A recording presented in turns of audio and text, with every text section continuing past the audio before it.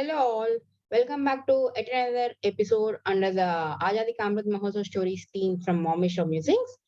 Today let us meet an interesting and most beautiful queen from the Mughal dynasty from the Granary of India. You all know what which region is called the Granary of India, isn't it? It's none other Awadh region. Yes, my dear friends, come on, let's go ahead and meet the last queen from the Awadh dynasty, region, especially from the Mughal dynasty. She is none other Begum Hazrat Mahal. My dear friends, this is not her original name. She is not a royalty by birth. She was born in a poor peasant family and she has been sold as a courtesan to the royal family because they couldn't have, even provide her the 4 square meals a day. And her original name is Begum Mahmadi Khanum.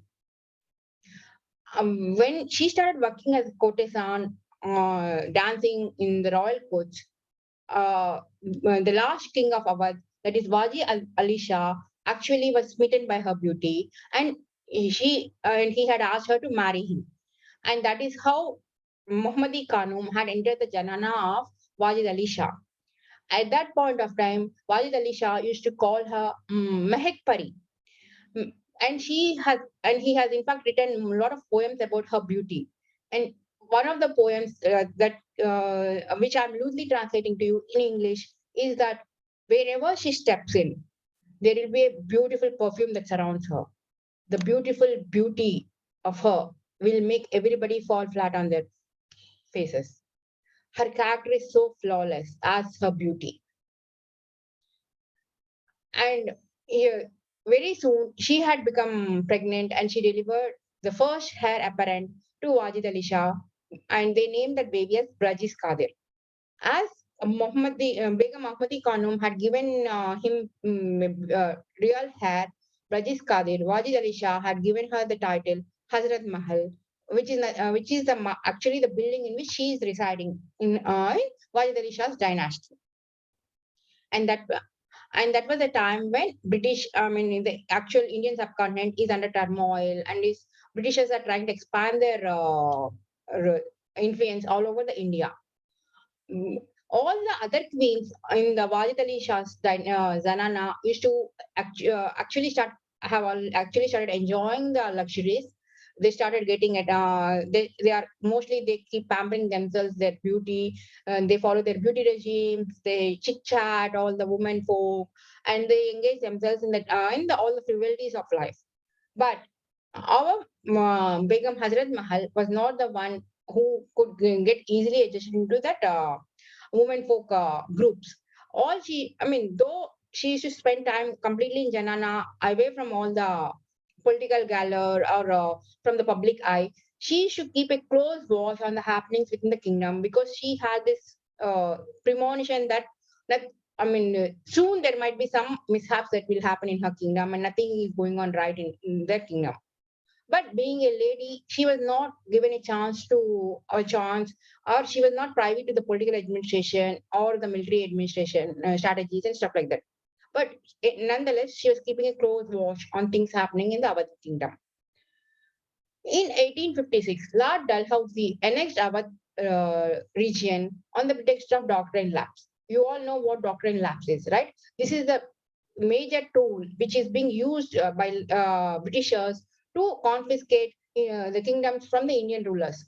Doctrine lapse says that the king is not capable of ruling the region, which in fact is very frivolous uh, uh, cause to show, right? Every king was being loved by their own people, but just because they wanted to expand their footprint into this region and they want to get complete hold of this region, the Britishers used to use this doctrine lapse as a big tool to confiscate the kingdoms. At that point of time, Wajid Ali Shah was given an option to leave Awadh region and go away and get settled in some other part of India. And he'll be given a pension of monthly 12 lakh Indian rupees. Wajid Ali Shah didn't know what to do. He was kind of getting confused. And there are two powerful women in his life. One is Mohim protagonist Begum Hazrat Mahal. The other one is his mother, Alia Begum Urf Malika Kishawar. Both of them had given very good advice to him. You know what that advice is? Alia Begum Ulf Malika Kishore said, Queen Elizabeth is the real monarch of Britishers. Why don't we go and plead her? Tell her, present our case to in front of her, and ask her to give our independence back. But Begum Hazrat Mahal never, agreed to this fact. She said, Awadh region belongs to us. Britishers are outsiders. So if they want to come and occupy Awadh, we need to fight against them. We cannot go and beg. We are not beggars here. We are the rulers, and we should fight till our last breath. Even the last grain which Britishers try to take away from us has to be fought. They cannot have a free hand in any of the Awadh area. She's a rebellious lady, isn't it? But Walid Ali Shah didn't take both these advices. He decided to go ahead and get settled in Calcutta. He went to Calcutta. While going, he had given another option to all his Zanana people, all the women folk in his Zanana, asking them if they want to go back to their maternal homes, they can feel free to go back to and settle there in their maternal homes, or if they want to accompany him, they can accompany him to Calcutta. But Alia Begum and Hazrat Mahal have decided to stay back in Awadh. That is it. And and they kept on a watchful eye on the things that are happening. Obviously, when the king is not there, what will happen? The kingdom will be left like an orphan, right? Britishers started having a bigger role in the day-to-day affairs. They started destroying temples, they started destroying mosques, they started giving incentives in the form of money for the people who study English. They started giving incentives for the people who are getting converted into Christianity. They started destroying all the public amenities because they wanted to have the greater control on the Awadh region. This hurt the sentiments of Begum Hazrat Mahal. She decided that it's time that she needs to actually wage a war with Britishers. And she started working towards that. And on the other side, Alia Begum Urf Malika Kishore has decided that she should take this voyage and go to England to meet Queen on behalf of her son. Two different people, ladies, two different thoughts. That's the time when Mangal Pandey has raised his voice against Britishers, especially about the biting the shells made with the cow meat, right? News had come down to Awadh, and our Begum Hazrat Mahal had decided this is the right time to start her revolt against Britishers. She had spoken to all the local jamindars and chieftains of our region and asked for their support, which people have agreed immediately. She made her son, who is just around 11, 12 years age at that point of time, as a heir apparent for Awadh. Becoming a king or the heir apparent for Awadh at that point of time is like going on a suicidal mission. They know that Britishers are going to kill this person or send him to prison. But she never feared because she felt that it's her duty to guard her motherland as well as the subjects under her. And she started encouraging women folk to join her army. She started setting up the women army itself. Uda Devi is the first phase of her women army, and she is already known in the history as the best and most dangerous sniper of all so far, right? She has killed 30 Britishers at a single time without in a guerrilla manner. Overnight, Begum Hazrat Mahal and her army had defeated Britishers in the Battle of Chinahad, and they seized Lucknow back. They took the power of Lucknow back. Then she started, she donated all her jewelry, which is like worth 5 lakh Indian rupees at that point of time, built 4 walls surrounding the Lucknow city to safeguard it from Britishers. In fact, one of the famous documentarist, or you can call him as the historian, who used to send reports to the British Parliament and Queen at that point of time, had written in his book, which is called My Indian Mutiny Diary about Begum Hazrat Mahal, saying this Begum exhibits great energy and ability. She had excited all out to take up the interest of her son, and the chiefs have sworn to be faithful to him. The Begum declares undying war against her. Yes. She had the greatest army, the largest army which any Indian king or queen had till that point of time. Britishers had to face 1.5 million rebels to seize Awadh. Amazing, isn't it? In fact, the rumors are that she was paying to all her army people higher than what Britishers used to pay their army folks. And that is another reason why people have declared undefying trust in her. And they said, we'll fight, we'll be there with you till our last breath. It's just not the Muslims or the Hindus, all the people across all castes, all cultures, people across all strata of the society had started exhibiting their support to her. You know why? Because of the humanitarian side of her. She loved people like anything, and she was beginning the first wall of defense in all the battles. And she was giving women folk complete encouragement, which hitherto was not given to them to exhibit their true skills. In fact, one of the Begums from Wajid Ali Shah's Janana, who has gone to her maternal home in the Awadh region itself, had written to Wajid Ali Shah saying, like, this Begum had, a day has come for this Begum to sit on a big elephant and go and meet the guns and the foreigners eye to eye, and with her hair flowing all around. She had she had actually become an unformidable wall for all her soldiers. She is the first person whom Britishers had to face before attacking the soldiers behind her. Seeing that situation, this scene today, the tears of pride and joy couldn't stop from my eyes.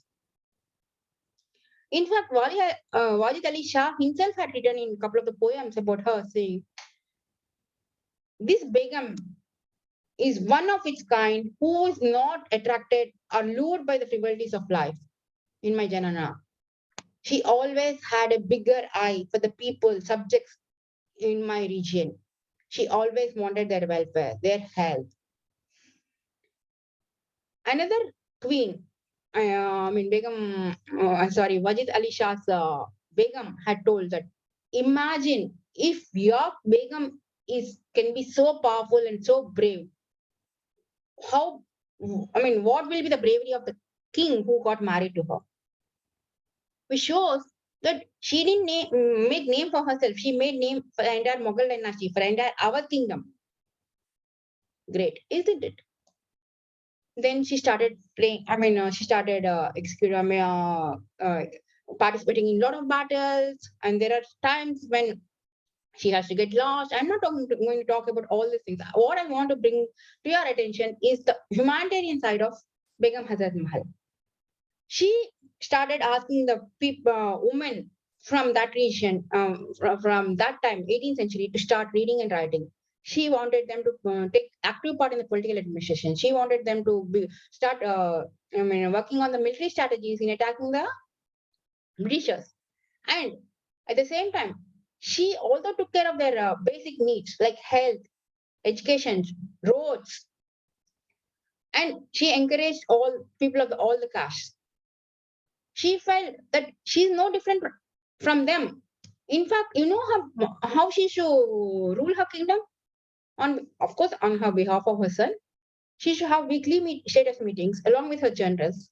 And she used to go and meet the sipais who are working at the bottom rung for her.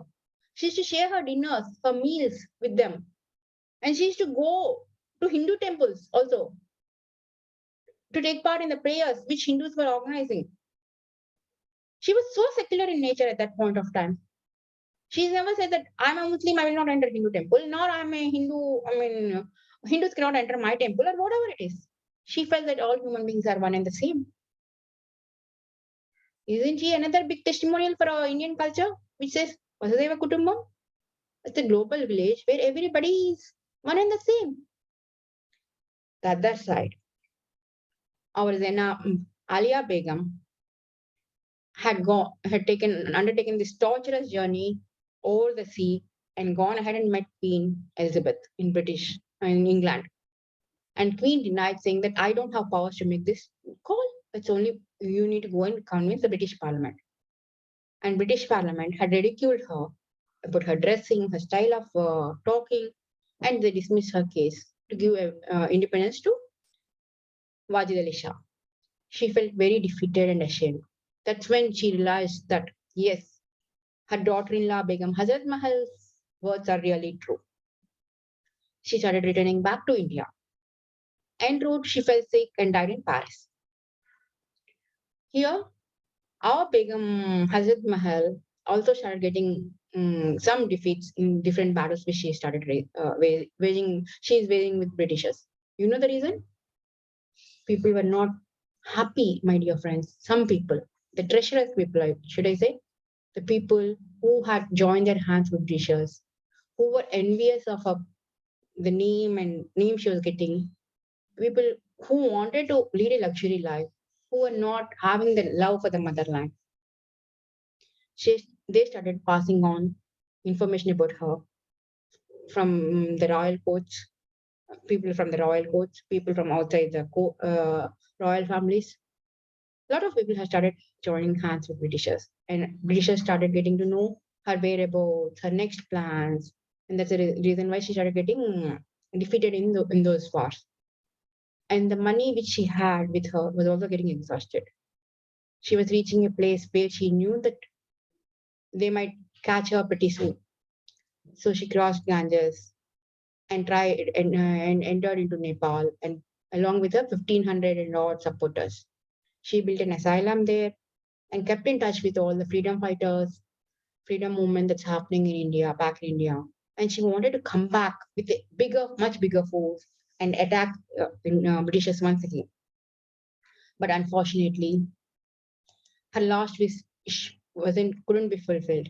She had passed away in Nepal, and her grave still lies in Nepal. Whereas our Begum Malika Kisha was grave is is lying in a neglected state in Paris. Only after our current Prime Minister Narendra Modi ji has started his Azadi Ka Amrit Mahotsav celebrations, somebody from Awadh dynasty has visited her grave in Paris and installed this tombstone there. I just hope these two people to whom the foreign historians have given so much of credit, quoted so much about her beauty, especially about Begum Hazrat Mahal's beauty, brains, courage, humanitarian aspects, will get due recognition for the love they had exhibited about the motherland in due course, at least this year. Before parting, or before completing this story, I just want to recite to you the poem which Begum Hazrat Mahal herself has written during her last days in Nepal. This poem came to light as Hazrat Mahal's great great granddaughter has recited under Azadi Ka Amrit Mahotsav celebrations. Of course, this is a Urdu poem which I'm trying to loosely translate into English for the benefit of all. The foreign rulers have come, and there is no monarch who can rule this country efficiently. Now, the judgment will only happen in the courts of Khuda. I had settled down in mountains after getting defeated, but still I gave my best. The walls of Hazrat Mahal would tell the stories about me to the future generations. As per her last wish, I hope at least we, the future generations of her, will know what it is to love our motherland, how to stand for ourselves and our Indian culture in front of everybody. That's all, my dear friends, from today. Let us meet another interesting personality tomorrow under the same theme, Azadi Ka Amrit Mahotsav.